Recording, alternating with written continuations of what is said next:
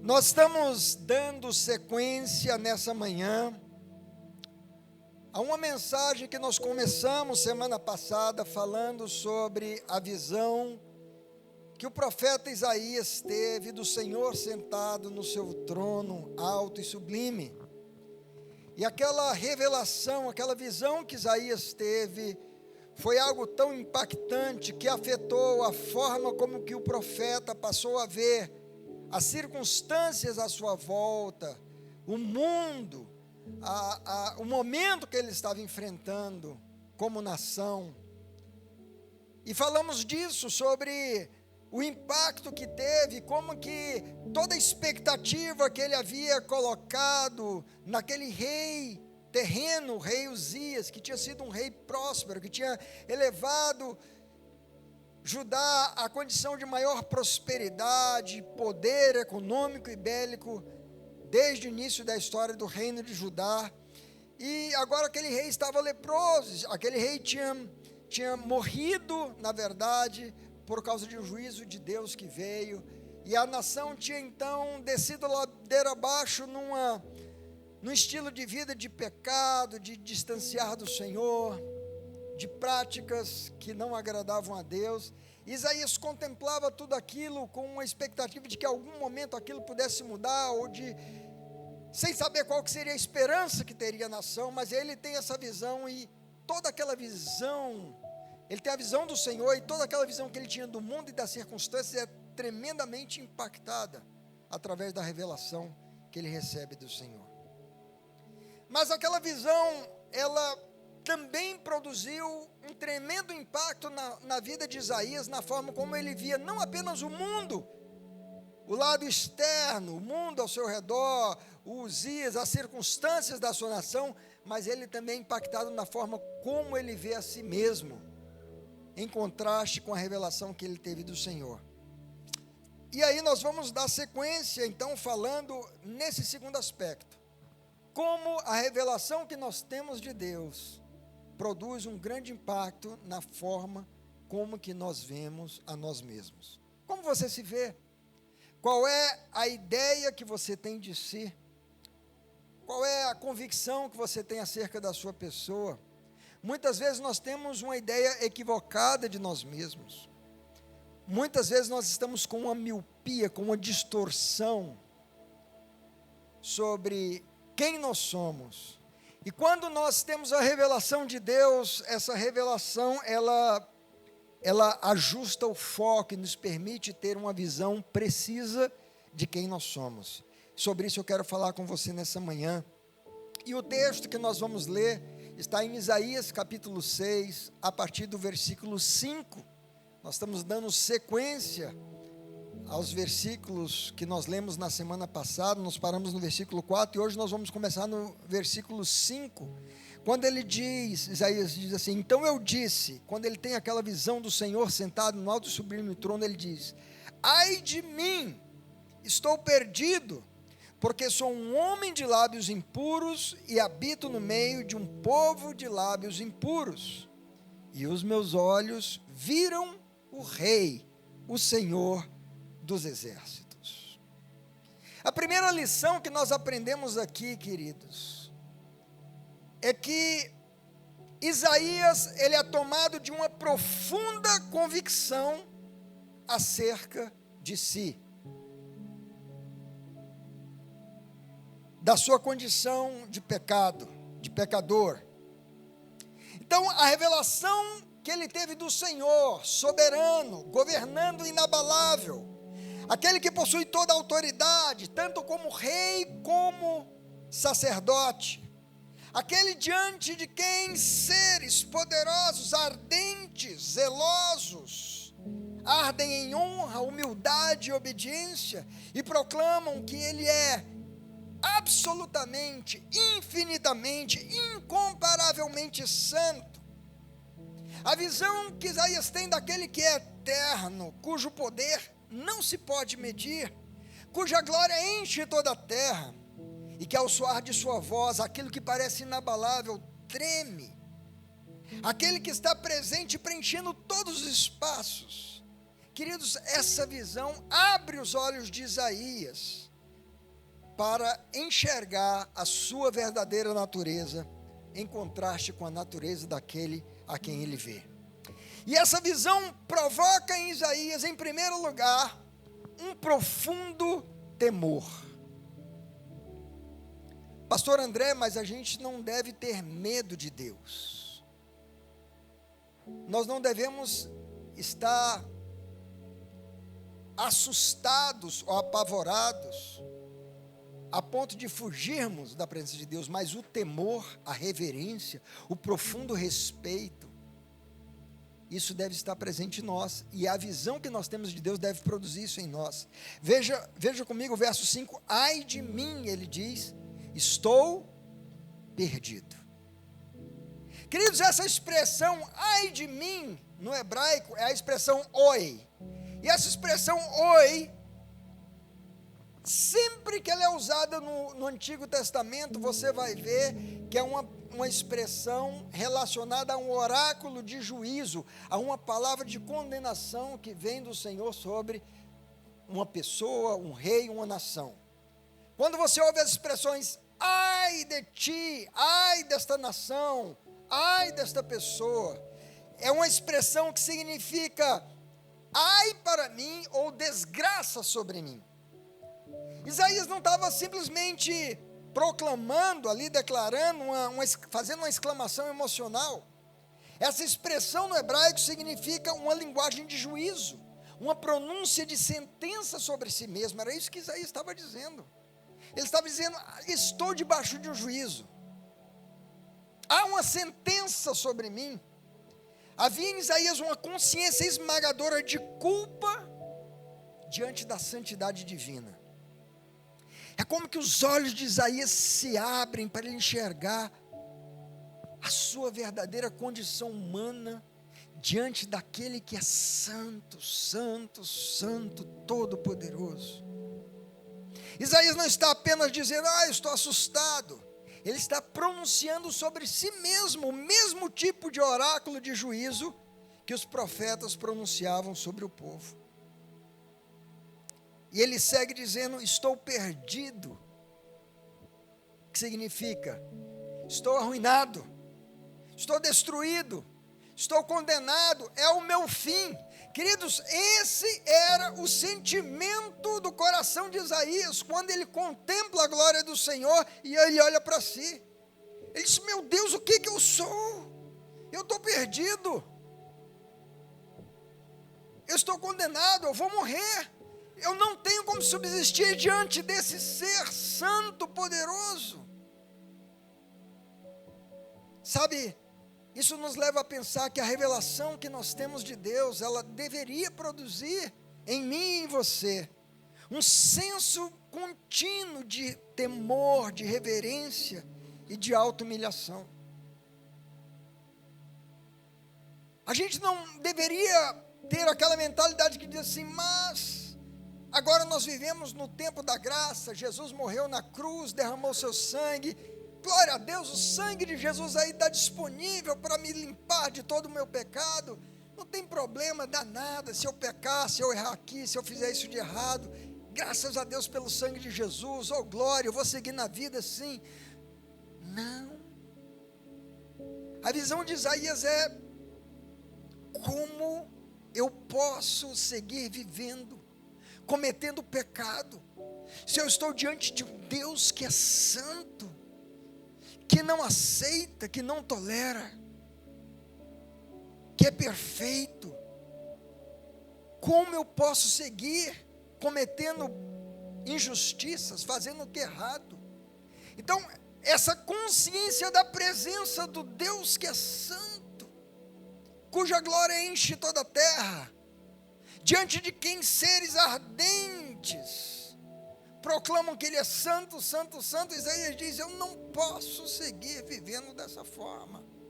Essa consciência deve ser o que move a minha vida e a sua.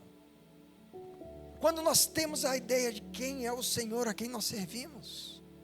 Essa consciência deve produzir uma prática de, no momento que eu for tomar uma decisão e eu for tentado a torcer, a manipular, a fazer alguma coisa, mentir, enganar, agir de forma pecaminosa, errada, eu lembrar dessa imagem de quem é o Senhor e dizer: ai de mim, eu estou perdido se eu fizer isso.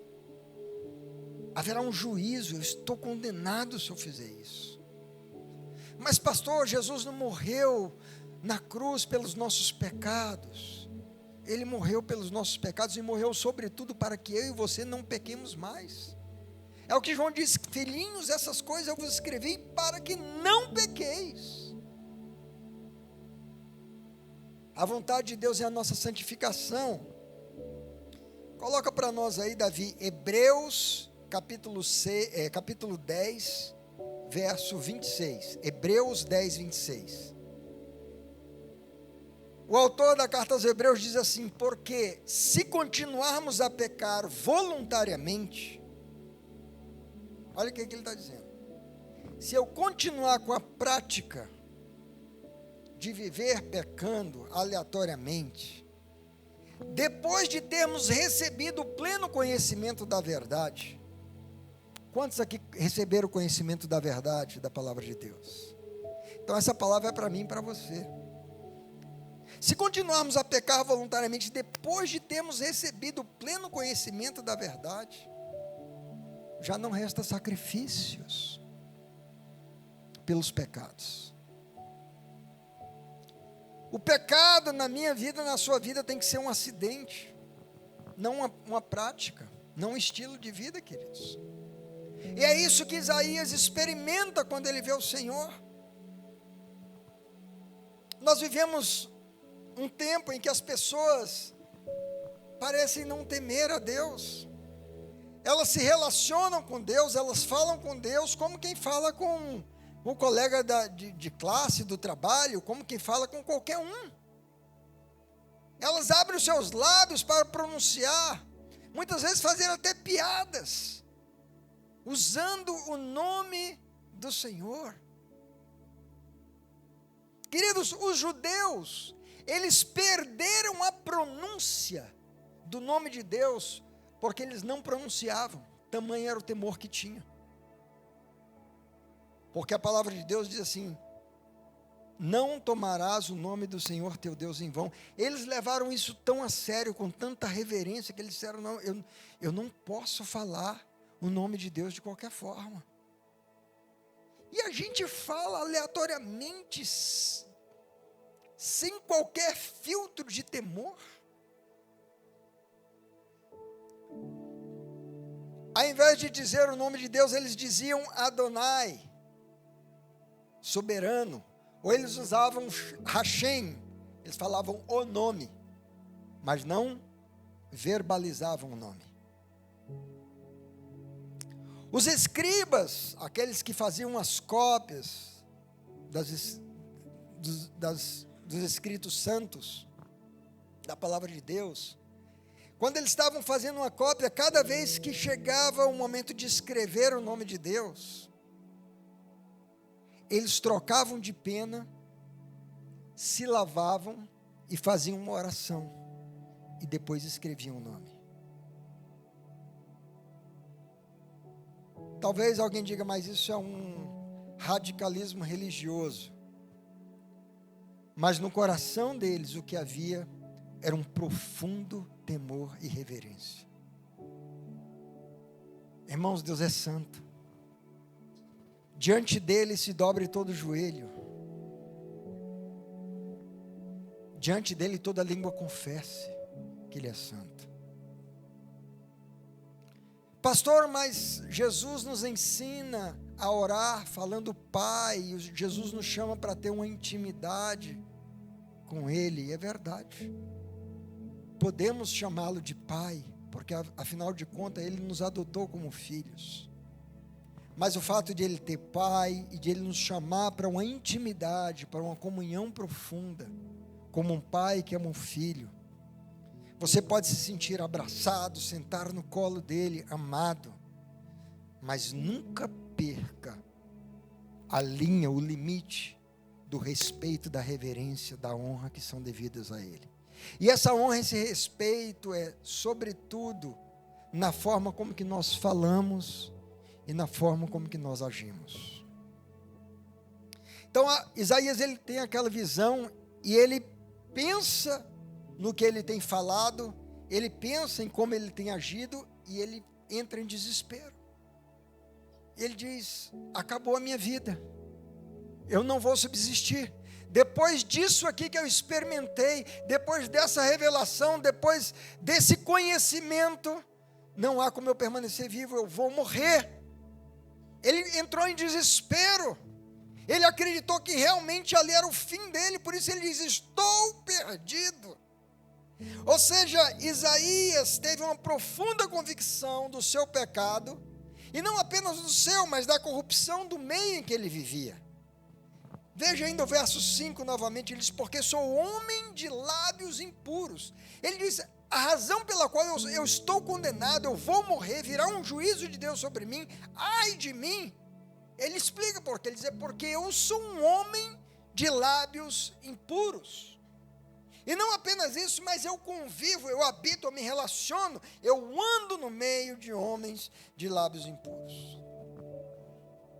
Agora é interessante, queridos, que antes de Isaías ter essa visão, ele já era profeta, ele já havia profetizado, ele já havia sido instrumento, canal de Deus para liberar a palavra. Você vai encontrar isso do capítulo 1 até o capítulo 5.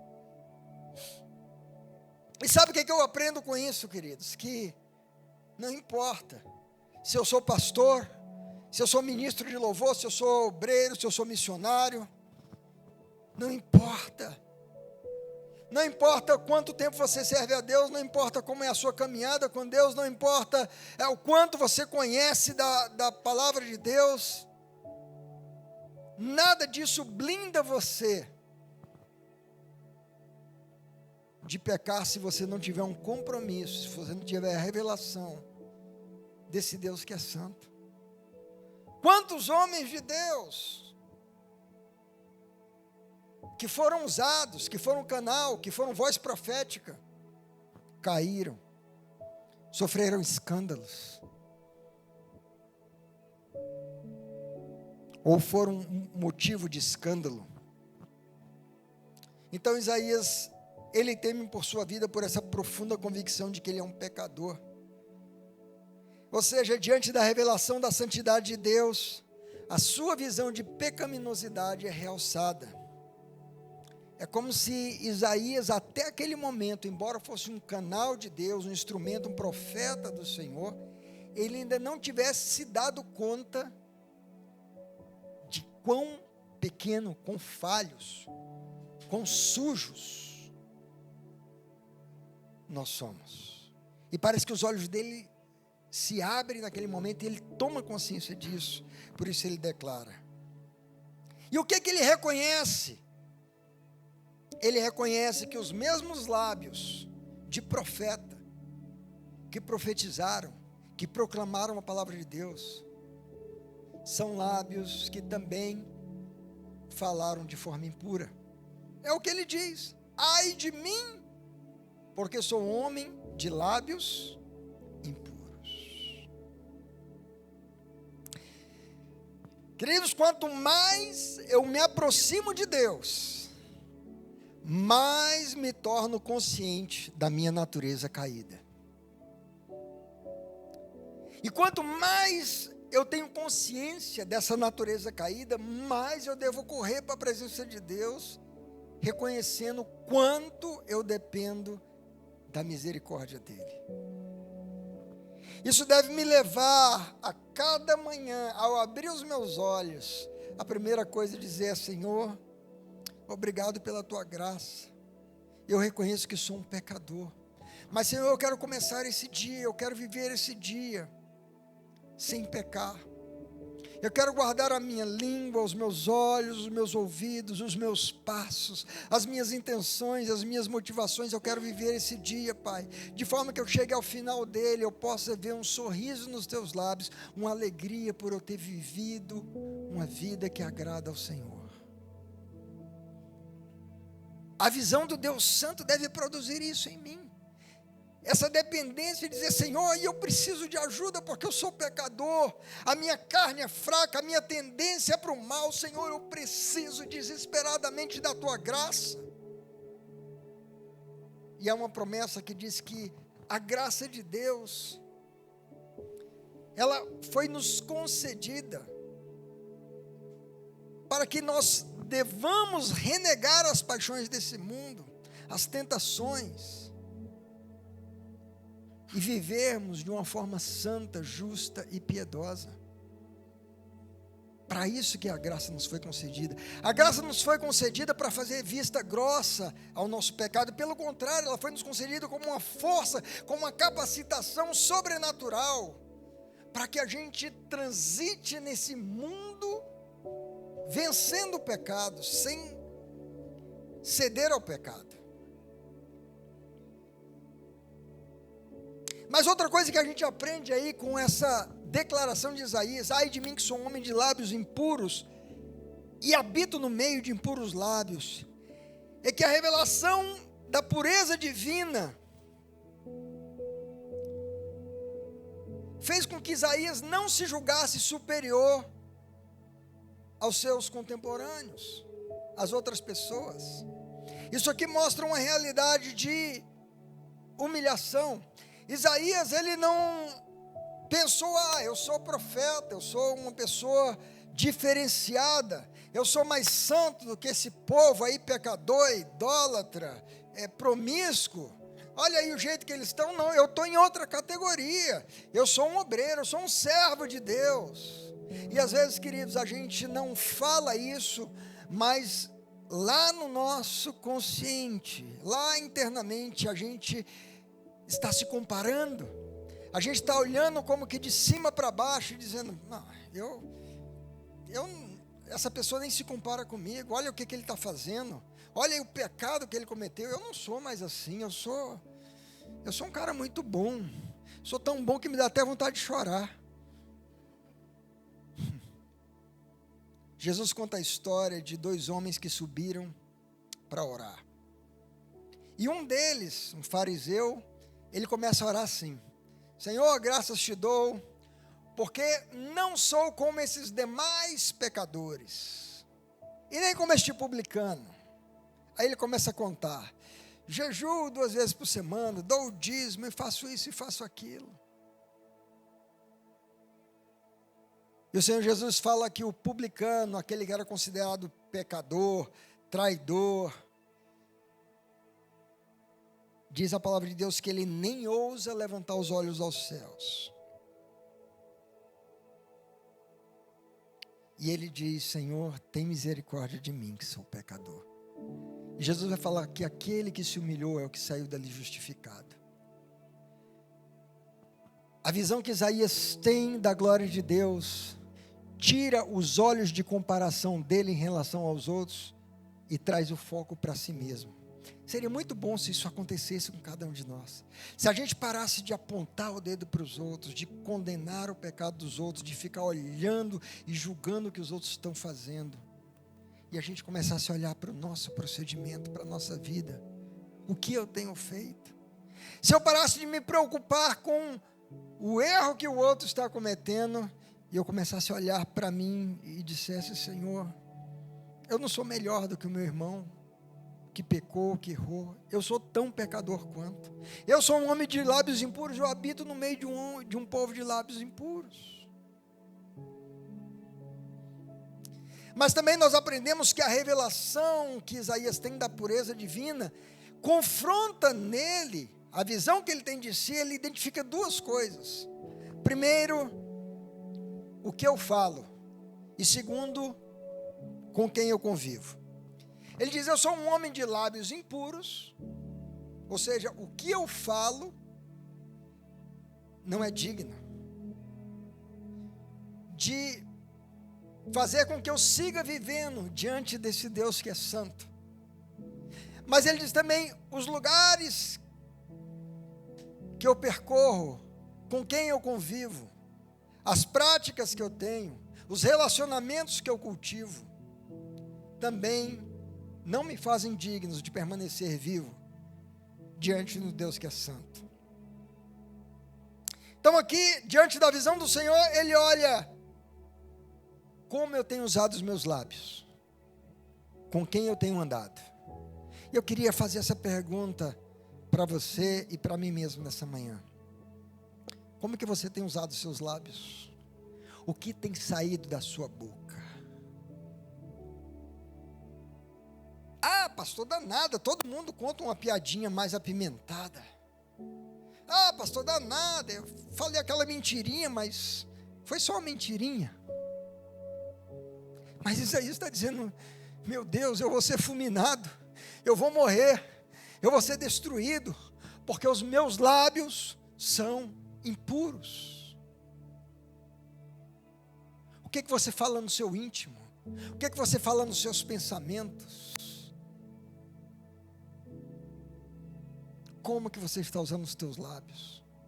Os teus lábios estão sendo usados para ferir, para amaldiçoar, para murmurar, para fofocar, para maldizer, para enganar, falando palavras sujas, palavras que a Bíblia chama torpes, uma palavra podre. Talvez você está dizendo, não, mas Isaías tinha essa visão, porque ele estava lá no tempo da lei, as coisas eram mais rígidas. Não, Isaías falou isso porque ele teve a visão da santidade de Deus.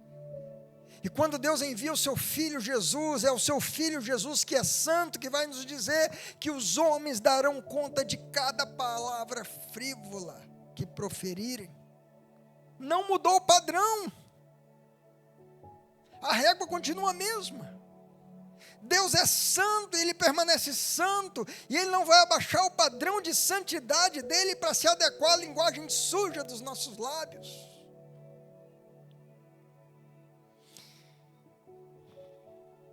Outra coisa que Ele vê é que meio eu tenho frequentado, quais são as tuas amizades, quais são as conversas que você tabula com as pessoas onde você anda. A palavra de Deus diz que as más conversações corrompem os bons costumes. O que eu falo, a linguagem suja e imoral, você pode pensar que não causa nenhum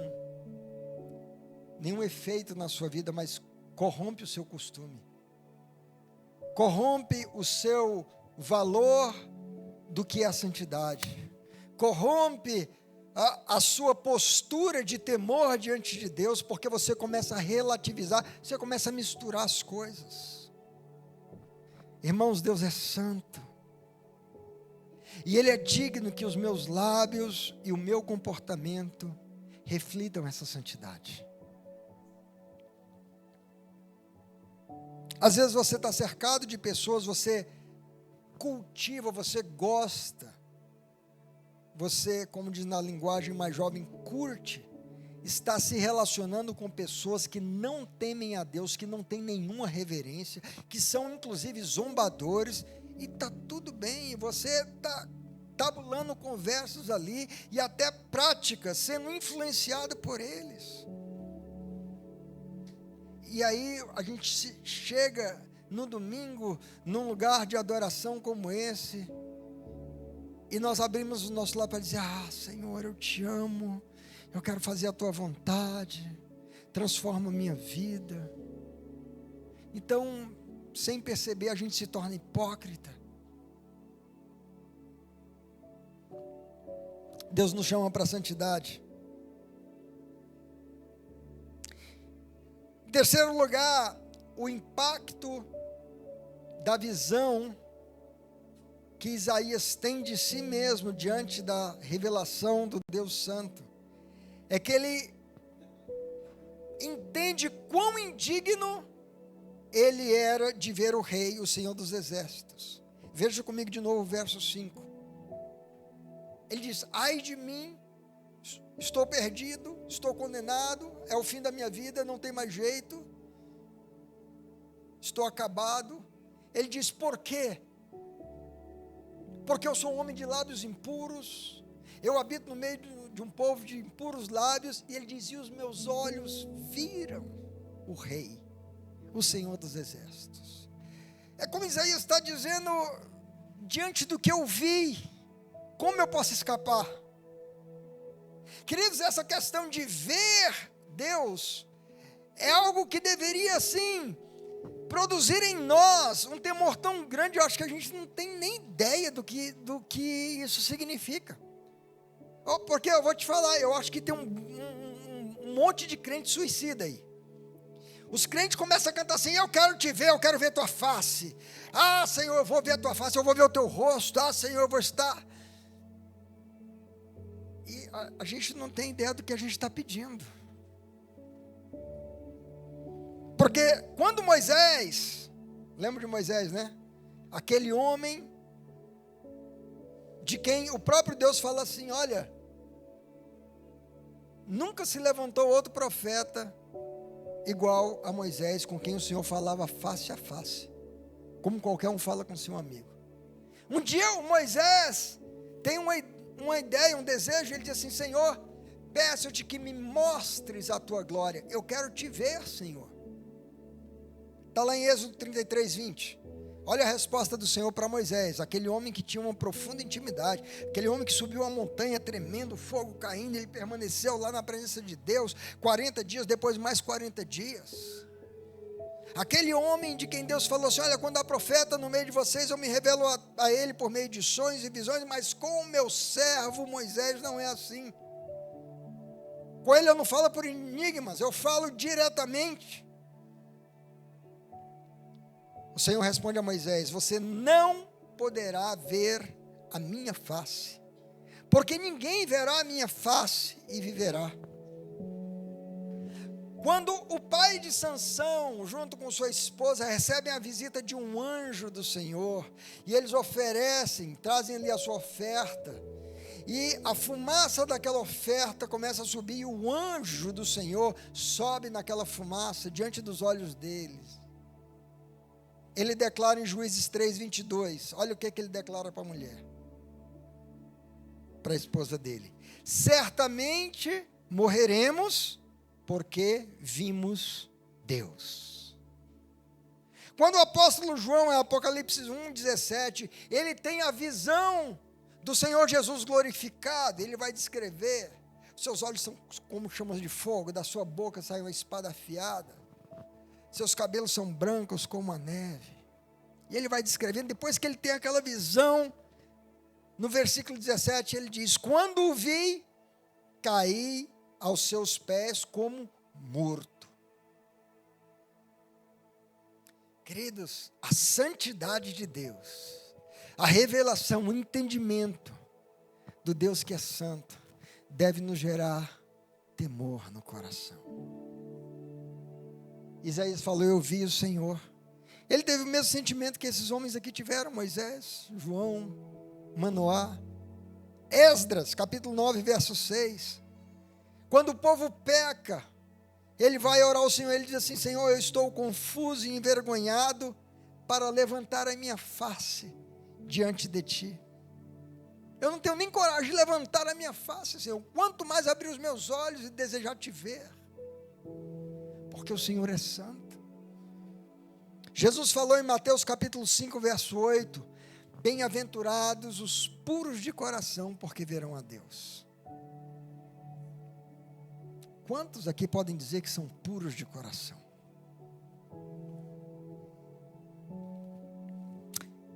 Então, o que eu aprendo com isso, com esse temor sobre ver a Deus? É que a revelação que nós temos de Deus destrói qualquer teologia do tipo: eu mereço.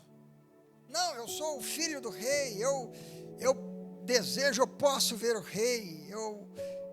Não, ao contrário, o que nós aprendemos com Isaías é que eu não sou digno. Eu posso me achegar diante do Senhor, eu posso ter intimidade com Ele, eu posso me relacionar como filho, mas não porque eu mereço, não porque eu seja digno, mas por causa da misericórdia dEle. E já caminhando aqui para esse encerramento, queridos, dessa segunda leitura que a gente faz da visão que Isaías tem do Senhor, além dessa profunda convicção de quem ele realmente era, ele entende quem ele realmente é quando ele tem a visão de Deus. Isaías também agora, uma vez que ele tem a visão de Deus e que abrem-se os seus olhos, e ele percebe quem verdadeiramente ele é, a reação de Isaías, de humilhação, de temor, de reverência, de súplica, de desespero pelo que pode lhe acontecer, vem uma resposta de Deus para ele. Versos 6 e 7. Nós encontramos aqui a resposta do Senhor ao coração que é humilde e quebrantado. Então um dos serafins voou para mim, trazendo na mão uma brasa viva que havia tirado do altar com uma pinça.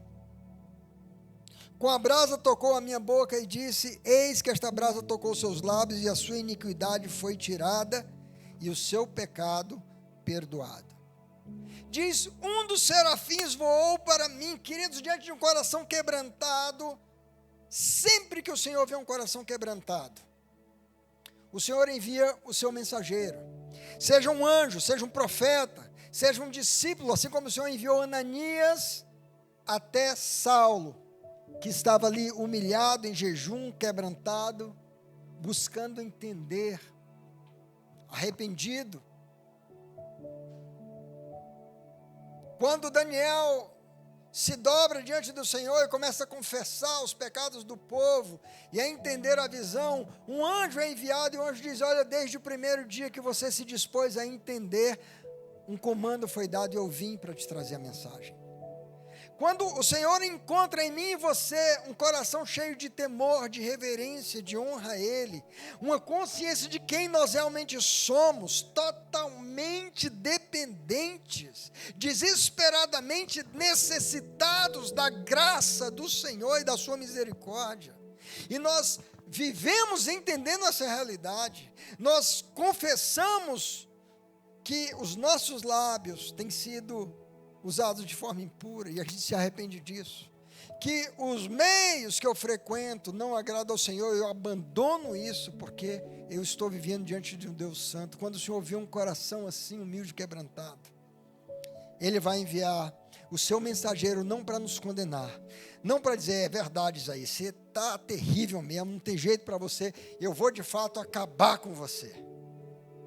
Não, mas Ele envia o seu mensageiro, e diz que com uma brasa tocou a boca do profeta. Uma brasa que foi tirada de onde? Do altar. Ele teve a visão do altar, que era aquele lugar onde o sacrifício era oferecido, o sangue era derramado como propiciação pelo pecado do pecador.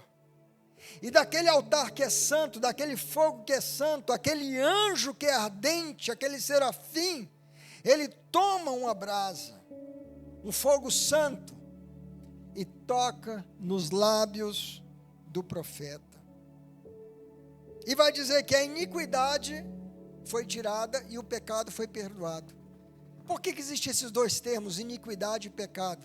Porque isso fala do aspecto interno e do aspecto externo. A iniquidade é a disposição do coração ao erro. É a intenção, é a tendência à perversidade que existe no nosso interior.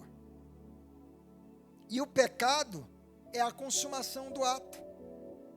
É errar o alvo, é a concretização, é a transgressão concluída.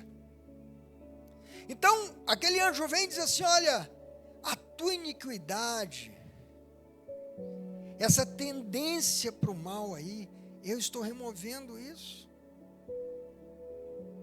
A partir do momento que você está se dispondo a fazer o que é certo, o que é justo, o que é santo, e o teu pecado, aquele que você cometeu de mal, com os teus lábios, ou com as tuas atitudes, isso foi perdoado.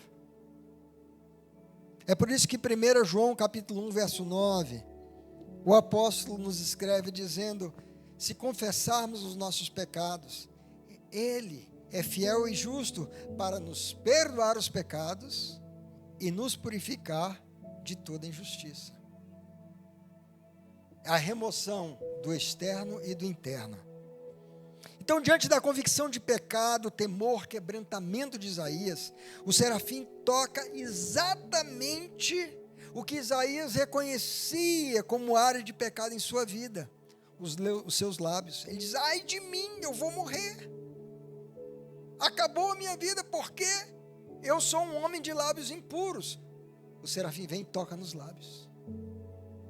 Pode ser que nessa manhã você está aqui se identificando com Isaías no sentido de dizer: ai de mim, porque eu sou um homem de olhos impuros, eu tenho olhado coisas que não deveria olhar, na tela de um computador, de um celular. Ai de mim, porque os meus ouvidos têm sido impuros, porque eu tenho emprestado os meus ouvidos para ouvir aquilo que eu não deveria ouvir. Ai de mim, porque eu sou um homem de mãos impuras, porque eu tenho tocado naquilo que eu não deveria tocar. O Senhor está aqui nessa manhã, se Ele encontra o coração quebrantado, pronto para trazer essa brasa, esse fogo do altar e tocar nos teus olhos, tocar nos teus lábios, tocar nos teus ouvidos, tocar na tua mente, tocar nas tuas mãos. Ao confessarmos o nosso pecado e nos arrependermos, o Senhor tocará aquela área e tirará a iniquidade, e o pecado nosso será perdoado. Que área da sua vida você precisa do toque do Senhor nessa manhã? Sabe, amados, uma das evidências de transformação do coração de uma pessoa, preste atenção nisso, está no linguajar. É uma das primeiras coisas que deve mudar, como resultado de um encontro genuíno, de uma revelação de quem é Deus. É por isso que Paulo, escrevendo aos Efésios, capítulo 4, verso 29, ele vai dizer assim, ele está escrevendo para os crentes, para a igreja, ele vai dizer: olha, não saia da sua boca nenhuma palavra torpe, nenhuma palavra podre. Escrevendo aos Colossenses, capítulo 3, verso 8, ele vai dizer: mas agora abandonem também tudo isto. Aí ele vai elencando algumas práticas, e entre elas a maledicência e a linguagem obscena do falar de vocês. Como é que você reage lá no trânsito na hora que o cara te dá uma fechada? Como é que os lábios, o que que os lábios proclamam? Que sinal que a mão faz? Oh, Pai do Senhor. Quando você está lá jogando uma bola e aquele cara dá aquela entrada, pega a tua canela, você diz: oh, meu irmão, como eu te amo. Abençoado. Ou naquele momento daquela discussão mais acirrada com a tua esposa, e você está ali no calor, e você abre os teus lábios e solta aquela palavra linda.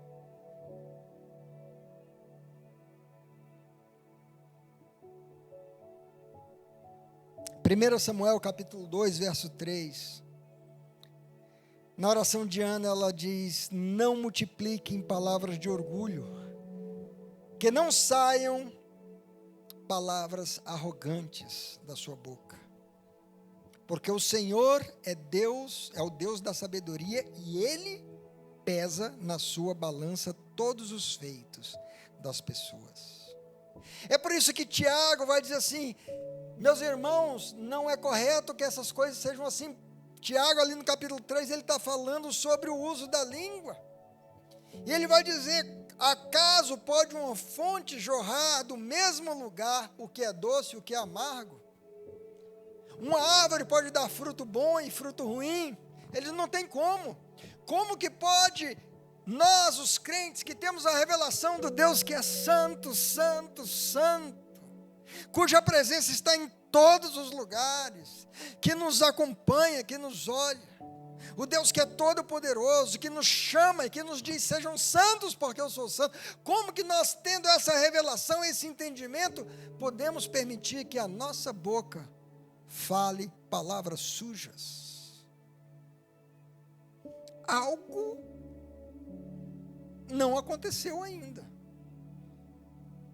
Se eu tive um encontro com Jesus, se eu tenho a revelação de quem o Senhor é e da sua santidade, o que os meus lábios vão proclamar?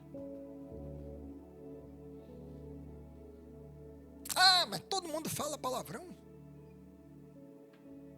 Todo mundo que não teve a revelação de quem é o Senhor.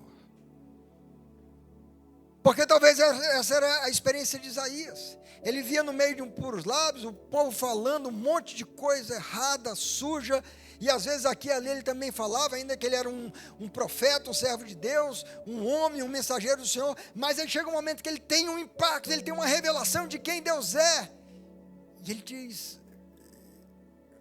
ele lembra do que ele falou, e ele diz, meu Deus, eu estou perdido, eu vou morrer,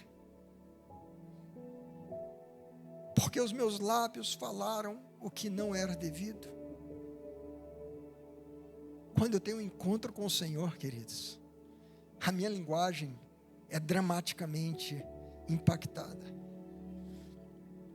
Veja, não é que você vai mudar a sua linguagem para ter um encontro com o Senhor, você tem que buscar o Senhor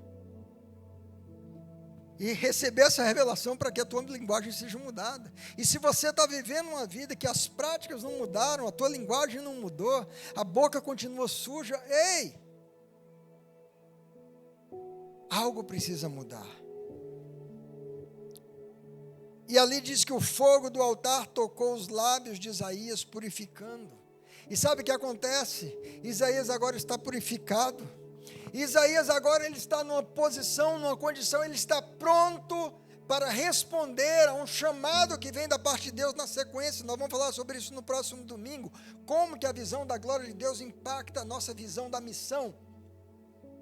Sabe, queridos, lá naquele aposento alto, no dia de Pentecostes havia um grupo de discípulos reunidos aguardando uma promessa que o Senhor havia declarado, dizendo, não se ausentem de Jerusalém, mas permaneçam na cidade até que do alto vocês sejam revestidos do poder. E eles estavam naquele dia de Pentecostes orando, buscando, aguardando o cumprimento dessa promessa. E diz a palavra de Deus lá em Atos dos Apóstolos que de repente veio do céu um som como de um vento impetuoso e encheu todo aquele aposento onde eles estavam reunidos, e línguas como que de fogo desceu sobre cada um deles, e eles passaram a falar em outras línguas, conforme o Espírito lhes concedia que falassem, e a multidão afluiu para aquele lugar, tendo ouvido aquele barulho, e disse, o que é que está acontecendo? Porque, diz a palavra de Deus, eles os ouviam falar as maravilhas de Deus. Queridos, no momento que aqueles discípulos tiveram a experiência do fogo de Deus vindo sobre eles, o enchimento do Espírito Santo sobre a vida deles, o que transbordou dos lábios deles, foram maravilhas de Deus, porque a boca fala do que está cheio o coração. Se o nosso coração estiver cheio do Espírito Santo, é disso que os nossos lábios vão falar. Se eu estiver cheio da presença de Deus, são palavras que proclamam as maravilhas de Deus que vão sair dos meus lábios. E ali os discípulos, então, também tocados pelo fogo que veio do Senhor, agora estavam prontos, como a igreja que nascia, prontos para cumprirem a missão que o Senhor lhes havia confiado. Ide por todo mundo a fazer discípulos de todas as nações, batizando-os em nome do Pai, do Filho e do Espírito Santo. Agora vocês estão cheios do fogo de Deus, agora vocês estão revestidos do poder de Deus, agora vocês estão cheios da santidade de Deus. Vão com essa autoridade, vão com essa santidade, vão com esse temor, vão com essa honra e anunciem o meu nome. E aí a palavra vai ter efeito. Porque de fato não vai ter efeito, queridos, se eu for pregar para o meu próximo, enquanto a minha vida está em desordem. Se eu vou falar de santidade para o meu vizinho, se eu estou vivendo na impureza. Se eu vou falar de respeito e honra para o meu filho, se a minha boca se abre para proclamar palavra suja, não vai ter nenhum impacto, nenhum efeito. Eu preciso ser mudado no externo e no interno, no exterior e no interior. Eu preciso ter esse encontro com o Senhor para que a minha palavra e a minha pregação alcance o propósito que o Senhor designou. Queria concluir dizendo que se verdadeiramente tivemos uma revelação do Senhor, a visão que temos de nós mesmos tem que ser dramaticamente impactada, nos levando a uma vida de temor, de confissão, de arrependimento, de humildade, de reverência, de pureza, inclusive no falar. Você pode imaginar o que seria da sociedade, de uma sociedade de crentes cheios do Espírito Santo, cheios do temor do Senhor, cheios de santidade, com a revelação do Senhor que é santo, conscientes de quem são e de quão necessitados são da graça de Deus para viver essa vida de santidade. Você pode imaginar o impacto que isso seria na sociedade, queridos? Você pode imaginar, porque o que nós estamos vendo hoje, infelizmente, é o contrário, é tanto escândalo, é a igreja sendo vista como uma coisa que não tem credibilidade. São homens que levam o título, o nome de servo do Senhor, sem qualquer credibilidade, e as pessoas estão zombando, e as pessoas estão fazendo chacota, porque está faltando esse encontro, essa revelação de quem o Senhor é.